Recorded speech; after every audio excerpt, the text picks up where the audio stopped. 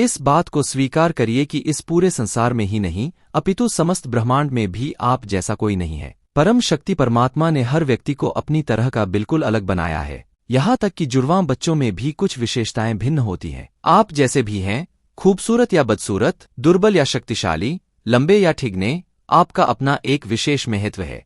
अपने महत्व को पहचानिए। परमात्मा ने आपको एक विशेष भूमिका दी है जिसे आपको निभाना है। यदि आप ध्यानपूर्वक विचार करें तो पाएंगे कि जीवन में किसी न किसी उद्देश्य की पूर्ति के लिए आपका जन्म हुआ है।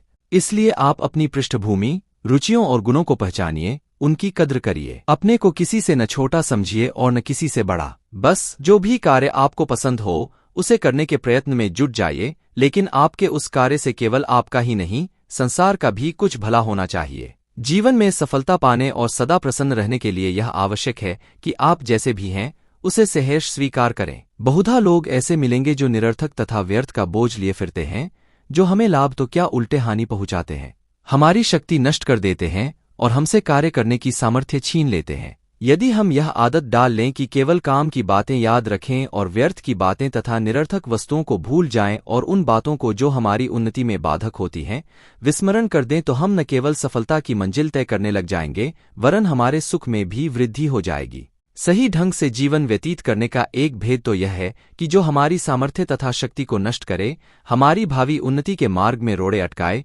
उसको मिटा दिया जाए। हमें चाहिए कि अपने विगत कटु अनुभवों को भूल जाएं, उनकी याद तक मस्तिष्क से निकाल दें। वस्तुतः हमें अपनी त्रुटियों और दुर्बलताओं को याद नहीं रखना चाहिए। हाँ, यदि उद्देश्य यह हो कि कहीं दोबारा गलती न हो जाए तो पहली भूलों पर दृष्टिपात करना अच्छा है, किंतु उन्हें बार बार मस्तिष्क में घुमाना ठीक नहीं है। यदि उनकी याद रह रहकर सताती है तो उचित यह है कि उन्हें अपने मानस पटल से खुरच डालें ताकि उनका कोई चिन्ह शेष न रहे। अपने वर्तमान जीवन पर उनकी छाया तक न पड़ने दें ताकि जो आप आगे करने वाले हैं उसकी सामर्थ्य न खो बैठें। इस विषय में आज तक जो आपने सीखा है उससे निःसंदेह लाभान्वित हों, आपको कोई रोक नहीं सकता, किंतु उन्हें बराबर याद करके व्यर्थ ही अपना दिल थोड़ा न करें। जो चीज आपको आगे बढ़ने से रोकती है उससे चिपटे रहने से क्या लाभ। जिस घटना की स्मृति से आपको दुख होता है उसे दोबारा क्यों याद करें। शोक और संताप को छोड़ें, दुख तथा चिंता से बचें, ईर्ष्या द्वेष तथा डाह रखना त्याग दें, स्वार्थ को तिलांजलि दें। मूर्खी, निरक्षरों, निकमों, निठल्लों और आलसियों तथा कामचोरों की संगति में न बैठें। झूठ और आडंबर को छोड़ दें और उस नाक को पूरी काट डालें जो लोगों के सामने बार बार थोड़ी कटती है। उन दुर्विचारों को भी मन में न लाएं जो आपकी वासना की प्यास को भड़काते हैं, आपको दुराचार की ओर प्रवृत्त करते हैं। यदि आपने यह सब बातें छोड़ दी तो आप यह देखकर चकित रह जाएंगे कि आपका बोझ कितना हल्का हो गया है, आप कितने स्वतंत्र हो गए हैं। जीवन की दौड़ में भाग लेने के लिए आप अपने अंदर अधिक शक्ति और उत्साह का अनुभव करेंगे। आपको अपनी सफलता तथा विजय पर और भी अधिक विश्वास हो जाएगा। असंख्य लोग ऐसे हैं जो इन बातों को छोड़ना जानते ही नहीं, परिणाम स्वरूप उनके अवयव सर्वथा तने रहते हैं, उनकी नसें और पट्टे खिंचे रहते हैं। संसार में उनके लिए कठिनतम कार्य यही होता है कि वे कैसे अपनी त्रुटियों को भूलें। अब आज से ही यह प्रण कर लें कि कुछ भी हो जाए आप मृत तथा भग्न ढांचों के स्वप्न नहीं देखा करेंगे, आप बीती हुई बिसार देंगे और आगे की सुध लेंगे। इस बात का दृढ़ निश्चय कर लें कि अपने मस्तिष्क व हृदय से सब विचारों को निकाल देंगे, चाहे वे कितने ही भयानक क्यों न हों। वे विचार आपके मन में कितनी ही बार क्यों न आएं, आप उन्हें भूल जाएं और उनसे कोई संबंध न रखें।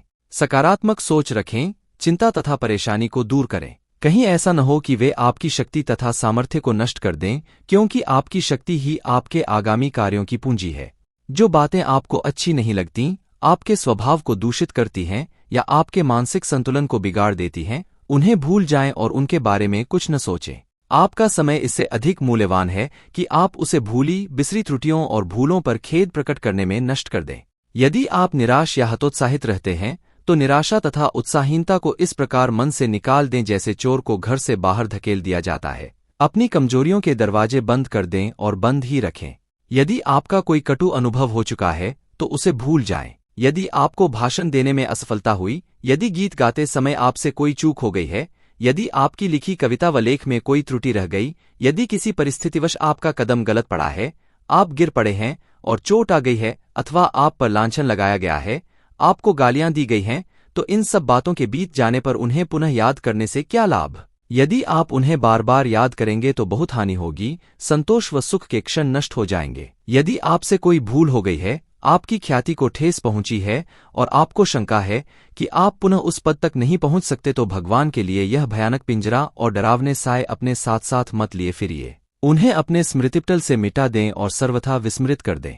यदि आप भविष्य में अपने मस्तिष्क को साफ रखेंगे, उसे प्राचीन स्मृतियों से दूषित नहीं होने देंगे, तो आप यह देखकर चकित रह जाएंगे कि आपके जीवन में एक नया सूर्य उदय हो गया है और आपके आसपास के लोग भी आपको एक नया और बदला हुआ इंसान पाएंगे। अधिकांश लोग किसी विषय या कार्य में अपने मन को एकाग्र करने में पहले कठिनाई अनुभव करते हैं, लेकिन जब एक बार उनका ध्यान लग जाता है तो उसमें इतने मग्न हो जाते हैं कि किसी दूसरे विषय में ध्यान लगाने का अवसर आने पर उन्हें कष्ट अनुभव होता है। तब उनका मानसिक संतुलन गड़बड़ा जाता है, वे खींचने और परेशान होने लगते हैं। यह आदत उनके जीवन की प्रसन्नता को नष्ट कर देती है। आपको किसी विषय या कार्य में ध्यान लगाने का ही नहीं, अपितु उससे ध्यान हटाने का भी अभ्यास करना चाहिए। किसी विषय या कार्य से ध्यान हटाने में कष्ट इसलिए अनुभव होता है क्योंकि हमारी उसके प्रति एक आसक्ति बन जाती है। मत भूलिए, मोह और आसक्ति सदैव अंत में दुखदायी होती है। अपने को सुखी, स्वस्थ तथा संतुलित रखने के लिए यह आवश्यक है कि हम मोह और आसक्ति से बचें। इसके लिए सबसे सरल उपाय यह है कि आप प्रत्येक विषय या कार्य को परमात्मा का कार्य समझकर करें।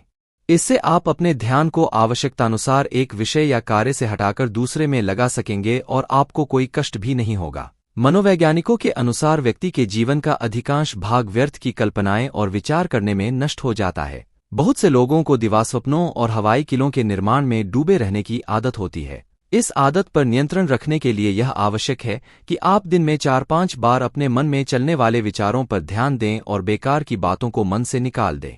ऐसे विचारों को उनके सार्थक होने की धारणा आपके साथ चिपकाए रखती है। कुछ विचारकों ने सलाह दी है कि बार बार आने वाले इन विचारों की एक सूची बनाएं और उनके सामने लिखें कि वे किस रूप में और कहां तक आपके लिए उपयोगी हैं।